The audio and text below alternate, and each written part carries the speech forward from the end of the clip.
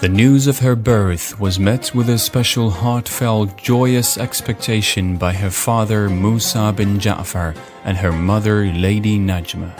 They named her after the exalted mother of the Ahlul Bayt, peace be upon them, Fatima, and she later came to be known as Masumah. She was one of the few Shia women who related hadith, and many important hadiths have been related by her. The most famous characteristic of this exalted woman was her knowledge, as she had reached a high degree of perfection in knowledge and understanding of Islam in the shortest possible time. A story is told that when she was still a child, a group of Shias entered Medina and headed towards the home of Imam Musa al-Kadhim, peace be upon him, seeking answers to their questions. At the time, however, His Holiness Musa bin Ja'far and Imam Ridha, peace be upon them, were on a trip, so they had no choice but to write down their questions and turn them over to the family of Imam Kadhim, peace be upon him, so they could receive the answers the next time they journeyed to Medina. Lady Masumah wrote the answers to their questions and gave them to the group before they left town. On their way back, this group encountered Imam Kadhim, peace be upon him,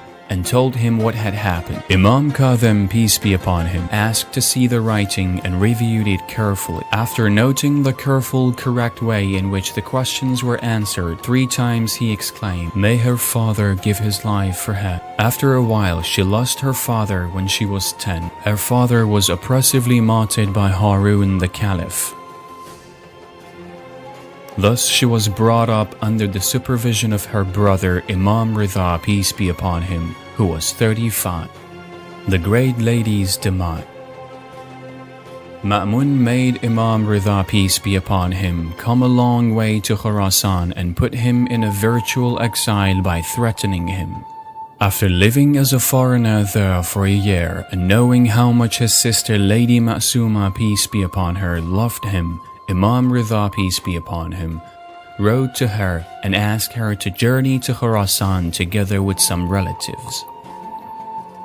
When their caravan reached Sava, a town near Qom, a group of government-supported enemies of the Ahlul Bayt, peace be upon them, stopped the caravan and began to fight with those accompanying the lady, resulting in the martyrdom of nearly all the men of the caravan. Some say that because of the grief over the killings and according to historical records due to poisoning, the daughter of Musa bin Ja'far fell critically ill and was unable to continue traveling towards Khurasan.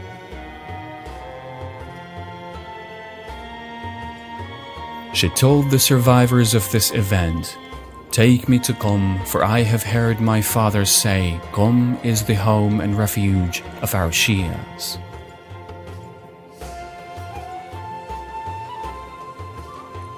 Seriously ill, she spent 17 days and nights in Qom in prayer and worship. Finally, she passed away at the age of 28 on the 10th of Rabi al-Thani 201 AH. She died far from home without ever having had the joy of laying her blessed eyes on her brother once again. Pilgrimage to Her Holiness.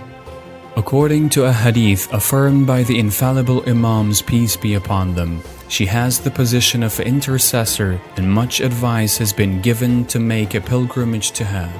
Imam Ridha, peace be upon him, has said, "Whoever goes on a pilgrimage to Masumah, peace be upon her, in Qom, is like one who has made a pilgrimage to me."